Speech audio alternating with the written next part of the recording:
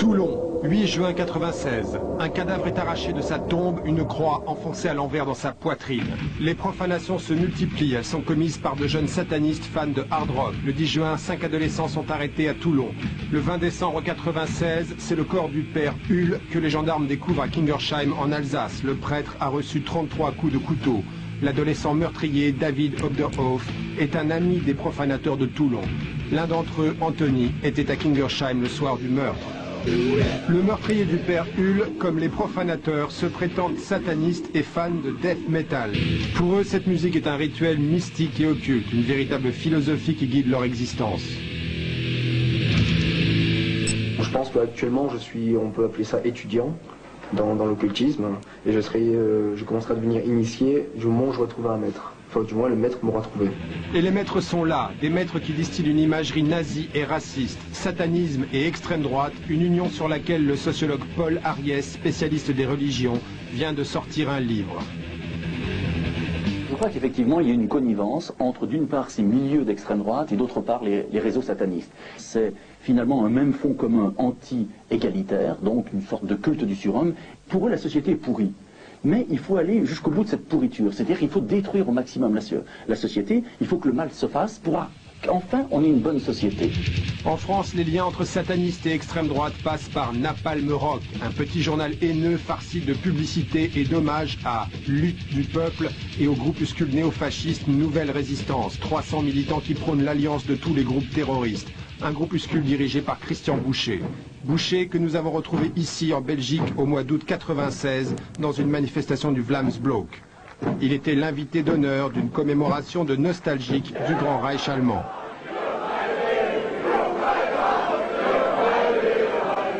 Nicolas, ancien compagnon d'armes, révèle une stratégie d'infiltration. Les profanateurs du cimetière de Toulon étaient en contact avec des gens de l'organisation de Christian Boucher. Puisque peu de temps avant la profanation, ils se sont réunis chez le responsable de l'organisation de Christian Boucher à Toulon. Christian Boucher a développé une stratégie qu'il a nommée la stratégie des méta-réseaux, donc qui consistait à placer un membre de Nouvelle Résistance dans le maximum d'organisations à caractère païenne ou ésotérique. Et Nouvelle Résistance ne se contente pas d'infiltrer les satanistes, elle place aussi ses hommes au Front National. Ainsi, le numéro 2 de ce groupuscule, André-Yves Beck, est membre du comité central du FN. Un de nos dirigeants s'est retrouvé engagé à la mairie d'Orange comme l'équivalent d'un chef de cabinet. Bon. André-Yves Beck, oui.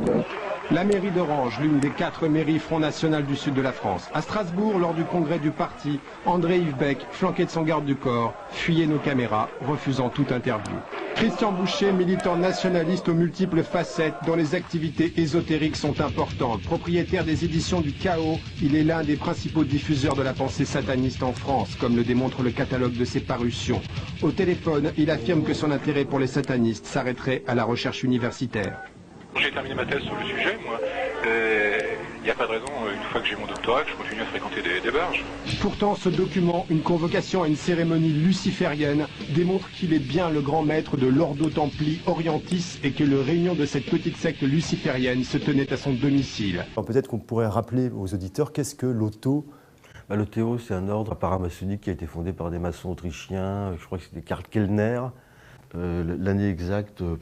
95, je crois, 1895. 1895. C'est Théodore Reuss Oui, oui. Croix-Lay devient grand maître mondial dans les années 20, je crois. Khroblev sera initié par Théodore Reuss, un agent des services de renseignement allemands, mais également fondateur de l'Ordo Templis Orientis. Croix-Lay devient grand maître mondial dans les années 20, je crois.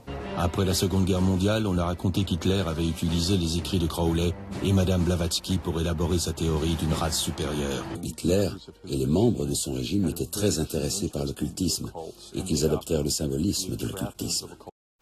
Au temps de la montée d'Hitler, la plupart des traditions occultes de l'Europe d'avant la Seconde Guerre étaient dominées par le système magique mis en place par Crowley. Et Hitler lui-même était envieux des prouesses magiques de Crowley, selon les propres propos d'Hitler, compilés dans plusieurs volumes dont l'un s'intitule « Hitler parle ». Tandis qu'un personnage inquiétant et inabordable au plus grand nombre, l'astrologue personnel d'Himmler, l'Autrichien Karl Maria Willigut, alias Weistor, représente la véritable magie noire. Weistor approche la loge berlinoise du Vril, qui, par l'intermédiaire d'une certaine Madame Spranger, peut-être sans le savoir, entre en contact avec le magicien noir de Londres, l'agent anglais Aleister Crowley. Voici un extrait du livre de la loi d'Aleister Crowley. Pour le travail spirituel le plus élevé, il faut donc choisir la victime qui contient la force la plus grande et la plus pure. Un enfant mâle d'une parfaite innocence et d'une grande intelligence est la victime la plus satisfaisante et la plus appropriée. Niki führte uns zur Wewelsburg. Du bist ja ganz sicher, dass es dieser Säulenraum Das ist er, 100%ig. Man sieht das auch. Hier haben die uns hingelegt. Hier auf dem Boden? Ja. Ja. Und dann haben sie ein Kind hier reingebracht. Ein Baby. Und dann sollte ich das töten. Und ich wollte es nicht. Aber ich musste es. Sie hat die im Film gezeigten Räume wiedererkannt. Nur an der Burg habe ich oft geträumt. Und diese Ornamente habe ich oft gemalt als Kind. In der Gruft war erstmal dieses Hakenkreuz da unter der Decke, was ich kenne. Und ich weiß jetzt, woher ich es kenne. In dieser Gruft hat es eine Feuerstelle gegeben. Eine Art Stein oder Altar. Und auf diesem Altar wurde ein Kind abgetrieben. Ich war schwanger mit dem Kind, es wurde im 6. Monat abgetrieben und geopfert. Pour le travail spirituel le plus élevé, il faut donc choisir la victime qui contient la force la plus grande et la plus pure. Christian Boucher, militant nationaliste aux multiples facettes, dont les activités ésotériques sont importantes. Propriétaire des éditions du Chaos, il est l'un des principaux diffuseurs de la pensée sataniste en France, comme le démontre le catalogue de ses parutions. Une convocation à une cérémonie luciférienne démontre qu'il est bien le grand maître de l'Ordo Templi Orientis et que le réunion de cette petite secte luciférienne se tenait à son domicile. Ce même Christian Boucher est actuellement l'éditeur et ami d'Alexandre Douguine. Et tout comme le journal L'Express ou encore TV5 Monde, posons-nous la question, qui est Alexandre Douguine ? La fille d'un proche du président russe Vladimir Poutine a été tuée dans un attentat à la voiture piégée. Selon les rapports, son père, Alexandre Douguine, était la véritable cible. Parfois appelé le Raspoutine de Poutine ou le cerveau de Poutine, Alexandre Douguine, 60 ans, est un philosophe politique et un écrivain influent qui s'est fait connaître en tant qu'écrivain pour le journal d'extrême droite Den. Il a également travaillé brièvement comme rédacteur en chef de Tsargrad TV, un réseau connu pour son soutien à Poutine et à l'Église orthodoxe russe. Douguine est un partisan du concept de monde russe qui prône l'unification des territoires russophones dans un nouvel empire russe défiant la décadence occidentale. Selon lui, le destin de la Russie ne sera pas complet tant que nous n'aurons pas réuni tous les Slaves de l'Est et tous les frères eurasiens dans un seul territoire.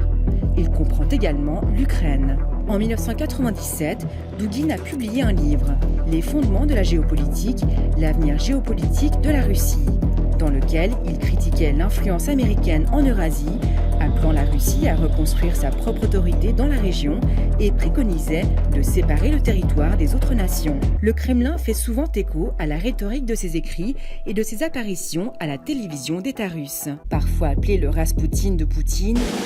Franck Ferrand, sur Europe 1, au cœur de l'histoire. La famille impériale s'en remet pour l'essentiel à un mage sulfureux dont elle va faire d'abord son confident et puis peu à peu son conseiller en attendant de le reconnaître quasiment comme son maître. On a beaucoup taxé Raspoutine de charlatanisme. Je crois que pour bien comprendre le personnage, il faut quand même admettre qu'il était doué d'un certain pouvoir. Sinon, on ne comprend pas ce qui s'est passé, on ne comprend pas l'ascendant qu'il a fini par prendre sur la famille impériale. Vous imaginez, on l'appelle le tsar au-dessus des tsars, il est devenu le grand gourou de la bonne société. Dans la Russie, il y avait une très grande tradition sectaire. Vous avez mentionné le nom, les flagellateurs, les khlistis, ce secte. Il faut dire que les khlistis, c'est pas quelque chose qui est tout à fait comme ça anodin. Vous savez que le tsar, le grand tsar Alexandre Ier, il était proche de ce secte. Beaucoup de tsars ont été mystiques, c'est une grande tradition. Et quand, j'ai failli dire Poutine, Rasputin dit, pour se rapprocher de Dieu, il faut beaucoup pécher. Pour se rapprocher, retenez cette phrase. Bien sûr, il reflète cette traduction sectaire. Souhaitant devenir ambassadeur, Aleister Crowley s'embarquera pour Saint-Pétersbourg. Là-bas, il fréquentera aussi bien les églises que les lupanars. C'est d'ailleurs là-bas qu'il fera la connaissance de Grigori Rasputin, le célèbre prophète russe du tsar Nicolas II. Et on dit que c'est ce dernier qui lui aurait enseigné les rudiments de la magie et des sciences occultes. Les Anglais sont très présents en Russie à l'époque. Donc, tout comme Rasputin fut l'éminence grise du tsar, Alexandre Douguine, lié au sataniste français Christian Bouchet, est l'ombre de Poutine. Ces êtres trempent dans d'obscures pratiques de magie noire. Bien entendu, le contenu de ces pratiques ne sera jamais révélé au public, mais les écrits d'Aleister Crowley sont clairs, ainsi que les témoignages de victimes. Passons maintenant du côté des Américains et de l'entourage proche de Donald Trump. Nous ne parlerons pas des liens avec la Russie, mais de ceux avec l'occultisme. Ici, nous allons entendre le général Flynn, à l'époque conseiller de Donald Trump. So if we are going to have one nation under God, which we must, we have to have one religion, one nation under God and one religion under God, right? All of us together. Raise and all your archangels. All of them. And I am the instrument of those sevenfold rays and archangels, and I will not retreat. I will take my stand. We will not retreat. We will stand our ground. I will not fear to speak. We will not fear to speak. And I will be the instrument of God's will, whatever it is. We will be the instrument of your will,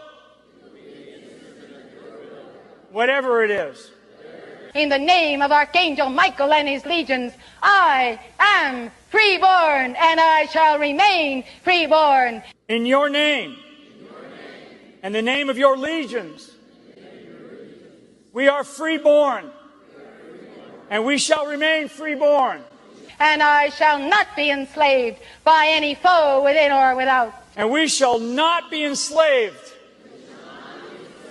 by any foe. Within or without. Flynn fait ici réciter une prière d'incantation à ce que la secte occultiste des théosophes nomme les maîtres ascensionnés. La théosophie, créée par Madame Blavatsky, puis démocratisée par Alice Bailey, fondatrice de la Lucifer Publishing, devenue Lucis Trust, financée par la fameuse famille Rockefeller, et qui possède une salle de méditation à l'ONU, l'Organisation des Nations Unies. Sur son site, la Lucis Trust se vante d'ailleurs de bénéficier du statut consultatif auprès du Conseil économique et social des Nations Unies, et une de ses branches, la Bonne Volonté Mondiale, est reconnue par le département de l'information publique auprès des Nations Unies en tant qu'ONG. En tant que tel, le Trust et la Bonne Volonté Mondiale font partie d'une communauté de plusieurs centaines d'ONG qui jouent un rôle actif aux Nations Unies, en particulier pour informer sur cette organisation et en promouvoir les programmes. Par contre, sous le titre évocateur La signification ésotérique de Lucifer, elle se défend. Des commentaires sur le web prétendent que le Lucis Trust a été appelé à un moment la Lucifer Trust. Cela n'a jamais été le cas, c'est seulement pendant une brève période de 2 ou 3 ans dans le début des années 20, quand Alice et Foster Bailey ont commencé à publier des livres sous le nom d'Alice Bailey, qu'ils ont donné à leur société d'édition naissante le nom de Lucifer Publishing Company. Nous voilà rassurés. Après la Seconde Guerre mondiale, on a raconté qu'Hitler avait utilisé les écrits de Crowley et Madame Blavatsky pour élaborer sa théorie d'une race supérieure. En parlant de Lucifer, la théosophiste Elizabeth Clare invoque ici l'archange Michael et ses légions en tant que maître ascensionné, non pas au nom de Dieu, mais de Sanat Kumara, le seigneur des mondes ou prince du monde. In the name of Sanat Kumara, Lord Gautama Buddha, Lord Maitreya Jesus Christ, and Kuthumi, beloved Archangel Michael, we summon you into action now, and by the authority of our own mighty I Am Presence in Christ's self we say, So help me God. God bless you. God bless America. Thank you very much. I am Michael.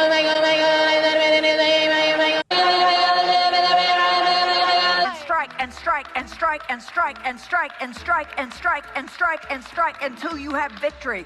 For every enemy that is aligned against you, let there be that we would strike the ground, for you will give us victory, God.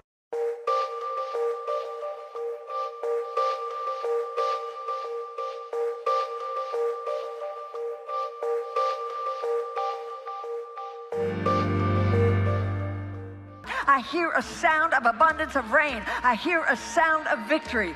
I hear a sound of shouting and singing. I hear a sound of victory. I hear a sound of an abundance of rain. I hear a sound of victory. I hear a sound of an abundance of rain. I hear a sound of victory. The Lord says it is done.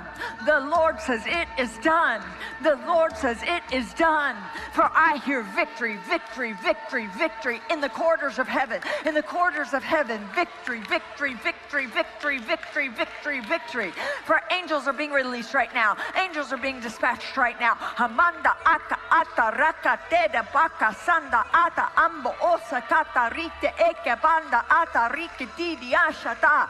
For angels have even been dispatched from Africa right now. Africa right now. Africa right now. From Africa right now. They're coming here. They're coming here. In the name of Jesus. From South America. They're coming here. They're coming here. They're coming here. They're coming here. From Africa. From South America. Angelic forces. Angelic reinforcement. Angelic reinforcement. Angelic reinforcement. We break and divide every demonic confederacy against the election, against America, against that who you have declared to be in the White House. For I hear the sound of victory. I hear the sound of victory. I hear the sound of victory. I hear the sound of victory.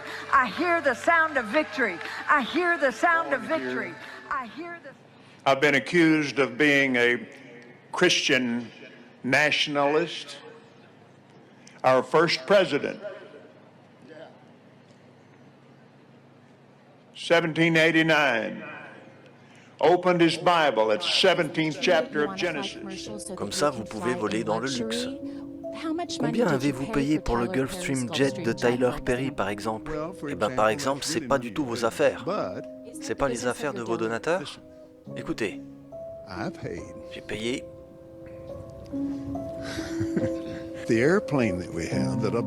L'avion que j'ai acheté à Tyler Perry, j'ai pas payé. Tyler est un des gars les plus sympas. Il m'a vendu cet avion si peu cher que j'étais obligé de l'acheter. J'aime vos yeux. Vous avez dit que vous n'aimez pas voler en vol normal parce que vous ne voulez pas vous trouver dans un tube avec une bande de démons. Vous croyez vraiment que les êtres humains sont des démons? Non, je ne l'ai pas dit et ne vous avisez pas de dire que c'est le cas. Nous ne combattons pas contre la chair et les os, mais contre les principautés et les puissances. Qu'est-ce que tous les groupes sataniques ont en commun? C'est qu'ils veulent faire passer toutes les prédictions de l'Évangile, de Book of Revelation, ou le livre de la Révélation, la fin du monde. Oui. Qu'est-ce que Dugin il explique?